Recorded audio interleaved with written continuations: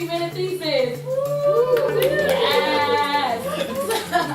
Today I definitely want to give a shout out to our sponsors. One is the Office for the Vice Chancellor of Research. If you guys did not know, our Associate Dean of the Graduate School, Dean Janice Blum, our student org, the Underrepresented Professional and Graduate Student Organization, Up and Go, is sponsoring, I think, a part of the People's Choice Award.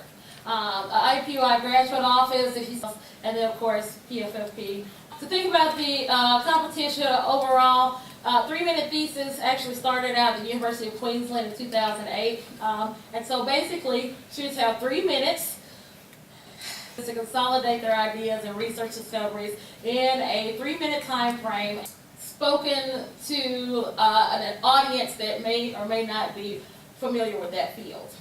Our competitors will have a single static PowerPoint slide of 3MC. All right, so without further ado, the way that we chose the order was basically we put 10 numbers in a cup, shook the cup, and they pulled out a number. So whoever chose number 1 got to be person number 1. So we will start this morning with Swapnali Sivan. Older people are working past their retirement age. The baby boomer cohort is getting older, and they constitute a large part of the American labor force. Women, according to the Labor Bureau statistics, say constitute almost 50% of the labor force in America. Yet, older women are leaving the labor force earlier in comparison with men.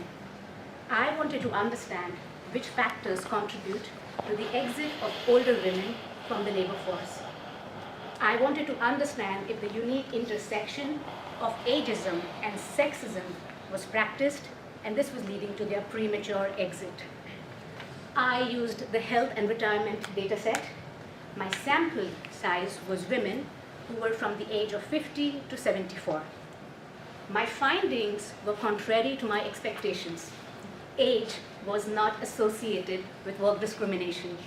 I did an additional interaction of race to understand if race was being a predictor. My findings surprised me again. Race was not a predictor of work discrimination experiences. What does this mean? This is a chart where it says pre-retirement age, so women of age 65 and lower, post-retirement age, women 65 and above.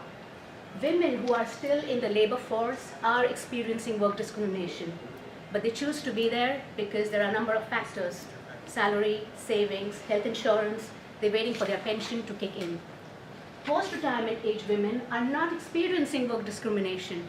It says that they're living, or rather, they're working in an environment where there is positivity, there's support, and they're living in a flexible work schedule. That's why you see the difference. My research has policy implications. Women live longer than men. Older women tend to live in poverty. It is because we need to understand that if older women do not remain in the labor force, there will be economic inequality. We need to create a flexible work environment, positive and supportive environment, so older women continue to stay in the labor force. Keeping them in the labor force would be beneficial not just for older women, but also for society in general. Thank you. Thank you, Swapnali. Now we'll have Alan Tyson, who will kind of present on music, a musical intervention for math anxiety. All right, so I'm going to start with a question. How many of you like math? All right, how many of you like music? All right, music wins every single time. I don't think I've ever heard anyone say that they don't like music to some degree. I have, however, heard people say things like, I was studying to be an engineer. However, I took that one calculus class, didn't go so well, so I ended up changing my major. I've also heard people say things like, man, I really like this restaurant. I really want to tip really well. I don't know how much I should tip. Hopefully this $5 will be enough. Well, what is that? We call that math avoidance. Math avoidance is actually a predictor, or it predicts math anxiety. And so math anxiety is described by feelings of fear and apprehension towards math-related tasks. It undercuts math competency, and it also predicts how people, what jobs they take in the workforce. So with that being said, it also affects both men and women. And as a result, interventions that focus on math anxiety focus on exposure. And so that's where my research comes in. I've actually created a musical intervention for math anxiety. It's called MuseIQ. So MuseIQ is a series of modules that highlight mathematical concepts rendered in a musical fashion. And so at the top you see these are girls from the Girls STEM Institute in 2019 here in IUPUI. These are 3rd, 4th, and 5th graders. It may look like they're just playing the piano, but they're doing way more than that, I can promise you. They're learning concepts of numeracy such as arithmetic, division, intervals, and even algebraic thinking. In this specific module, they were asked to derive the C major scale using the formula whole, whole, half, whole, whole, whole, half. So dealing with half steps and whole steps. Then next they were asked to assign a number to each one of the notes. And from there, they plug it in at the bottom. And lastly, they were asked to take these rhythms, parse them out, subdivide, and then practice the rhythm. And the result is what I recorded, but they got to listen to the result. This happens to be a song called My Girl by The Temptations. So again, the question is, who likes math? Maybe you still don't like math, but that's okay. What I found in my research is that even when individuals don't like math, they're still willing to persevere long enough to learn a cool song. And so math anxiety or interventions have been used to reduce anxiety in the clinical setting, so why not in the educational setting as well? And so for my research, I want to help reduce math anxiety and promote math achievement. Thank you.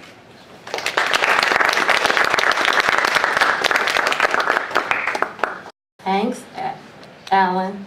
Then we'll have Asma Salik, and she's going to talk about how can we reduce brain cell death in stroke. Hi, I'm Asma, and this is a photo of me and my granny taken 5 years ago at my uncle's with a not-so-great camera, as you can tell. We were all invited to my uncle's house, and it was a fabulous night. We had a lot of fun. We laughed a lot, we talked a lot, and we ate lots of kebab. Later that night, we said goodbye, but a couple of hours later, we received a call from hospital knowing that my granny had a stroke, or better said, ischemic stroke. What basically had happened was that a blood clot had formed in one of the vessels in my granny's brain, cutting the blood supply to certain parts of her brain, leading to cell death in her brain, and leaving her with paralysis in half of her face for a very long time. Actually, my granny was one of the luckier people, given the fact that many people die from stroke. Actually, stroke is the 3rd leading cause of death here in the United States. So it is important to understand why brain cells die during the stroke, and that's actually what I do in my research. Well, let's have a closer look at the matter. During the stroke, because of shortage of blood supply to certain parts of brain, there is a buildup of glutamate in the brain, in the outer space of the cells. Glutamate, naturally in healthy brain, is a molecule important for carrying the information and message from one brain cell to another brain cell. But during the stroke, too much glutamate builds up in the extracellular space, in the outer space of the cells. Too much glutamate will overly activate glutamate receptors. When glutamate receptors are overly activated, they will open up and they will allow for too much calcium to get into the cell. Excessive amount of calcium influx will tell the cell that it's time to die, and that's how our cells die during stroke. So it is important, so if we can control the function of these glutamate receptors, we can gain some control over how much calcium gets into the cell. In my research, I specifically study how we can regulate the function of glutamate receptors, hoping to reduce the amount of calcium that gets into the cell. And I really hope that at the end of my research, I can develop therapeutics to treat ischemia. Thank you.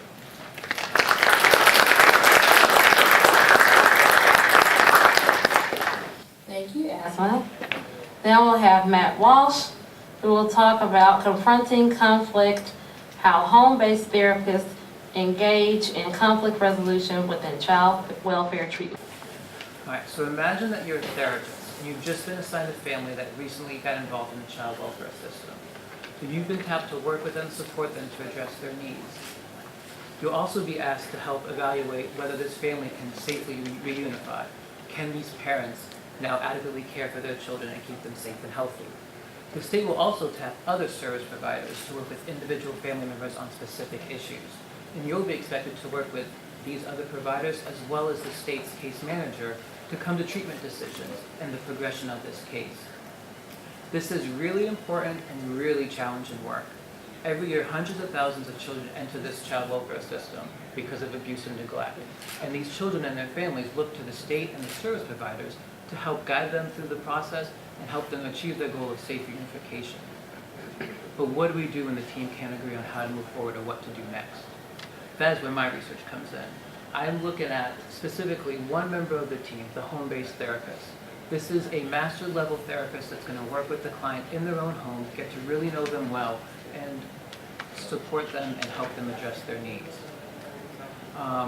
Through 20 qualitative interviews, what I've found out is that these therapists engage in this constant balancing act. Right? They're constantly weighing the pros and cons of, do I say something and how do I say it? You know, their ethics call them to stand up for their clients, but they're also a team member that needs to work within the team and have everyone work together and value their opinions.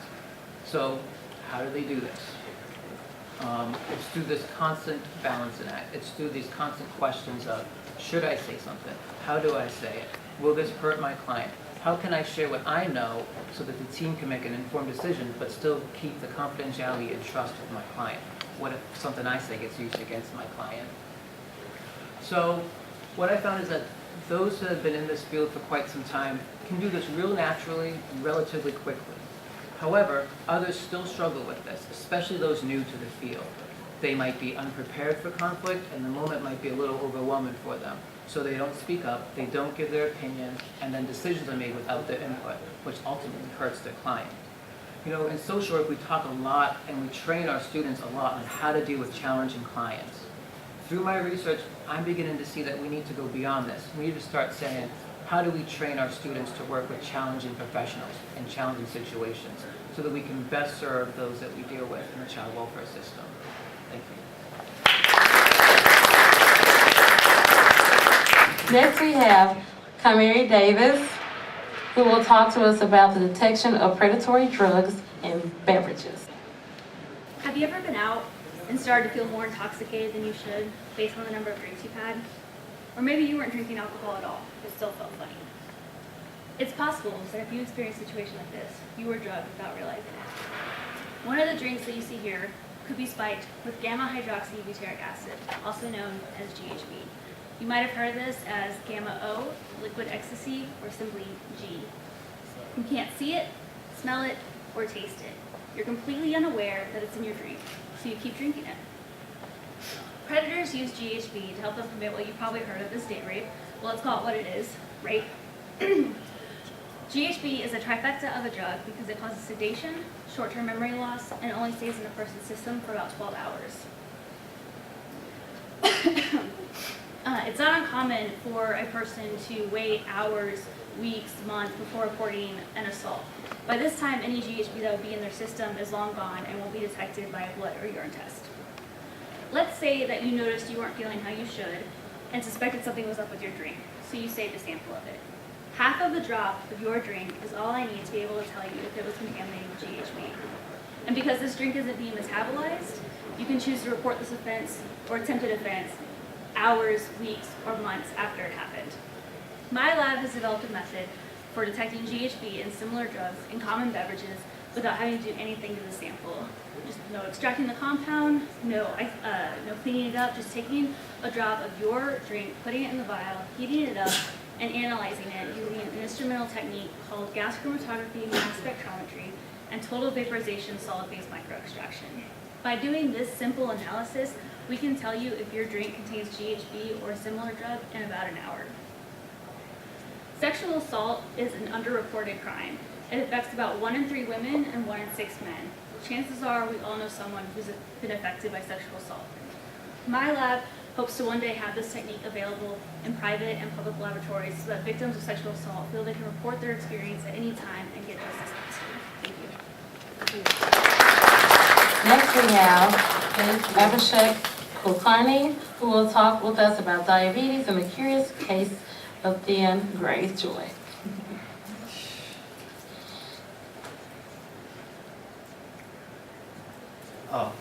Hi, so Theon Greyjoy, the guy you see on the right, he is one of the major fictional characters from the famous series Game of Thrones.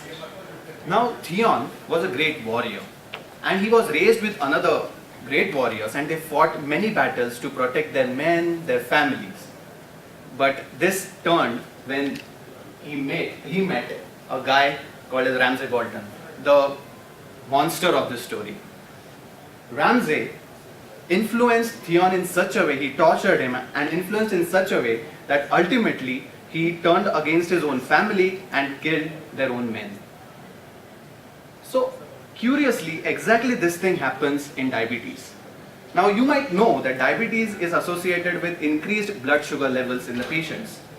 And why does that happen? Number one, the beta cells, the cells that produce insulin hormone that is important for reducing the blood glucose levels, are eaten up by the immune cells called as macrophages. But hold on, weren't we taught that immune cells are supposed to protect our body? Yes, exactly there is where my research comes in. My research focuses on studying why these macrophages behave erratically in diabetes. So we did a lot of experiments and then determined that there is a protein called as 12-lipoxygenase that increases its levels in the macrophages.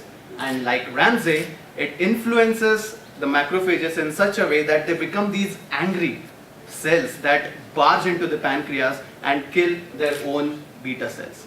Now there have been various methods and targets that have focused on targeting the macrophages. But what happened? It turned out that when you target the macrophages, the person's immune system gets weakened and he is susceptible to other disorders. Because you remember, these are supposed to be really good guys. So what we propose over here is that rather than targeting the good guys, why don't we target 12-lipoxygenase?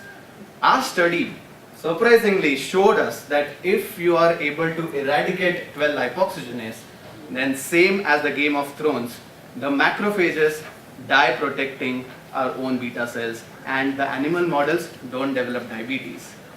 Thank you. So next we have Abhinav Sikram, who will talk to us about GoDesk healthifying humans. Good morning.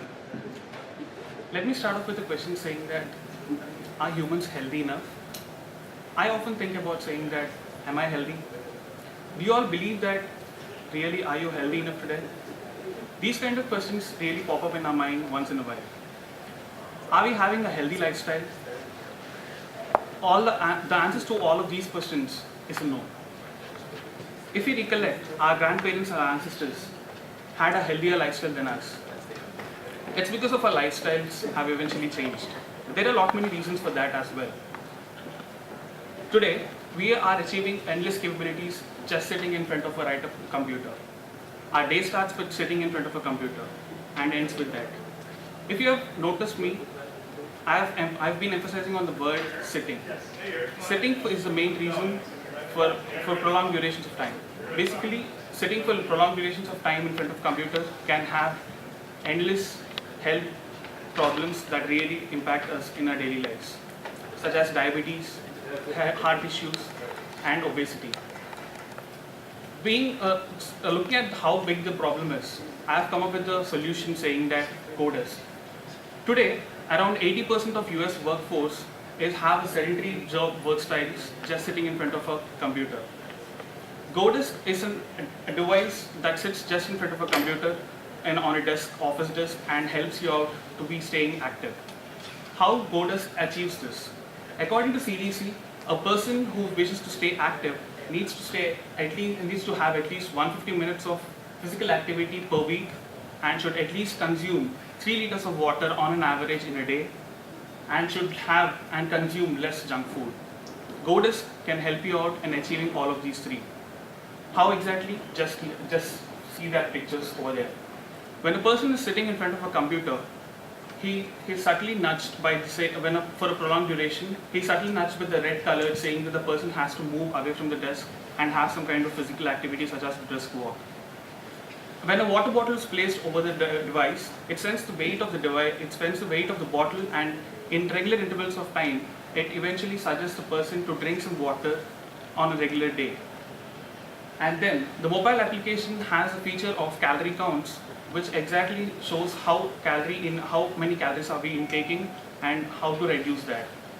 It addresses holistically the whole problem of being healthy. Health is something that is really important to each one of us. If we don't take care of ourselves, let the devices such as GoDisc help us. GoDisc, healthifying humans. Thank you.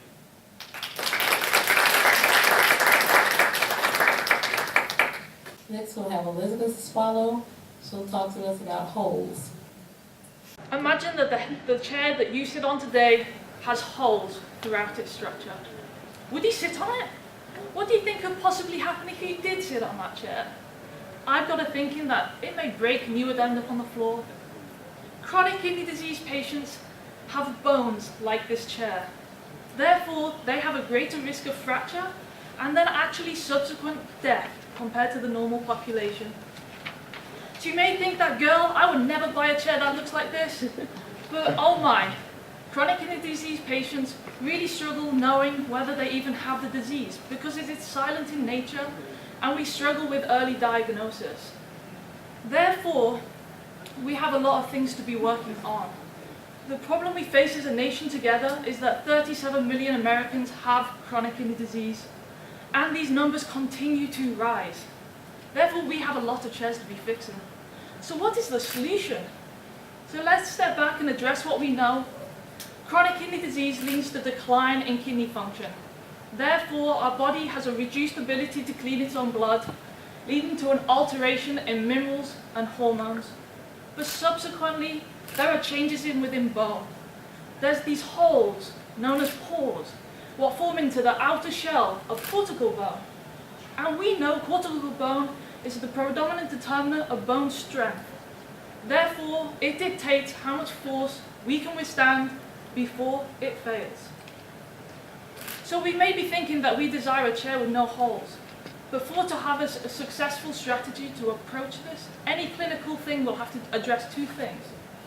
Firstly, it will need to prevent any future pores from forming.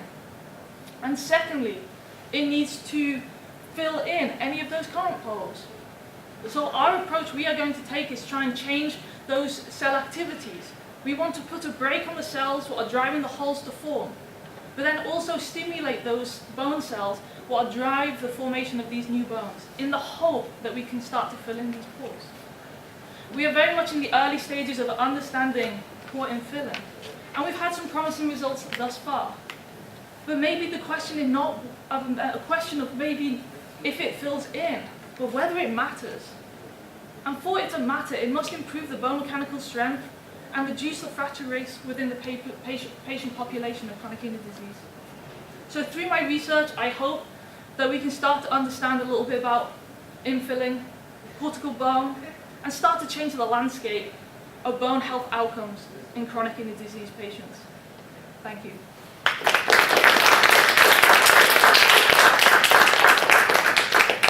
Thank you, Elizabeth.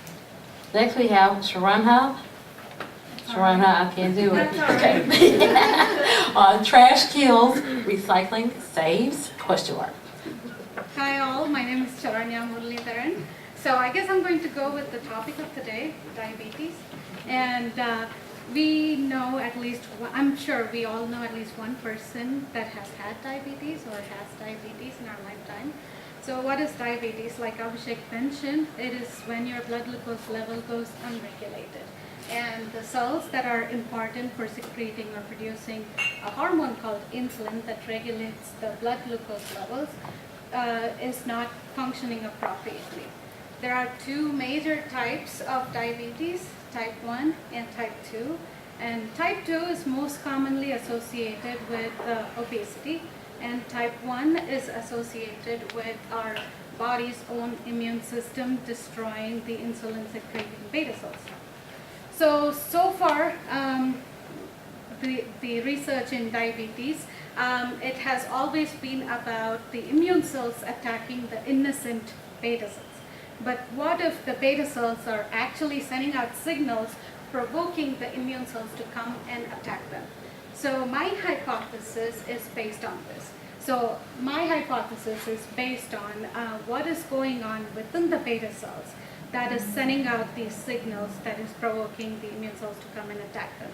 And for a lot of years, the research has been focused on what are the stressful factors that can contribute towards disease progression. But my focus is on what is the protective mechanism within the cell, and what if this mechanism is not functioning appropriately. So one of the protective mechanisms that is going on within any cell is a recycling process called autophagy. And this recycling process is crucial because it is going to take up damaged parts within a cell and then recycle it and use it to generate energy.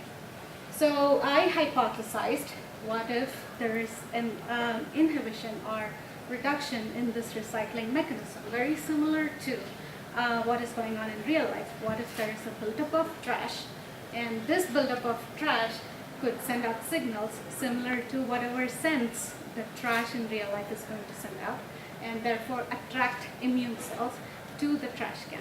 So thereby attracting immune cells to our beta cells and therefore destroying them. So far, I've seen that there is a reduction in this recycling mechanism in type 1 diabetic patients. I'm working on trying to figure out if this is the cause that is going to provoke immune cells to come and attack them. Thank you.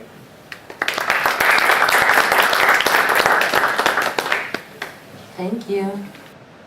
Lastly, we'll have Paul Son, and he will speak to us about a novel discovery of the importance of STIM1 in insulin production and blood glucose control. There's one thing that I'm proud of today, and that is the city of Indianapolis. Other than the fact that the Colts are doing quite well with a new quarterback. We are approaching 100 years anniversary of the discovery and production of insulin here in Indianapolis, Indiana. And yet, when I am out in the community volunteering at the medical clinics, I encounter many, many patients whose their own bodies aren't just producing insulin at all. Diabetes affects almost 1 in 11 people in the whole world today. So the question is, what is leading our bodies to stop producing insulin in our bodies, leading our glucose levels to rise up very highly? There are cells in our body that produce insulin regularly. These cells are like factories that generate insulin so that our blood glucose levels are kept in check. There are many machineries that run this factory. And one of the machineries that I'm focusing on is called STIM1, which is like a light switch. Well, previously scientists have focused on greater and bigger machinery such as breaker box or a generator equivalent. But think about it. What happens if a light goes out? Oh, maybe the generator went out. Maybe the breaker box went out. Well, what about the light switch? My project is trying to understand the role of STIM1, which is a light switch, and whether trying to see if a defect in this switch allows or prevents the cells from producing insulin in the body, leading to diabetes. For the first time in the diabetes research community, I've shown that animals that had the STIM1 switch turned off led to reduced production of insulin and a striking diabetic phenotype. We do not yet have a therapeutic target to allow us to switch this on in humans. But I hope that my project and STIM1 is able to expand our knowledge of how we produce insulin in our body.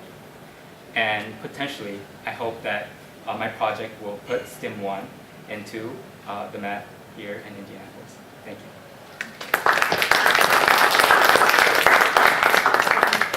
Thank you so much. So let's give another round of applause to all of our presenters. Awesome.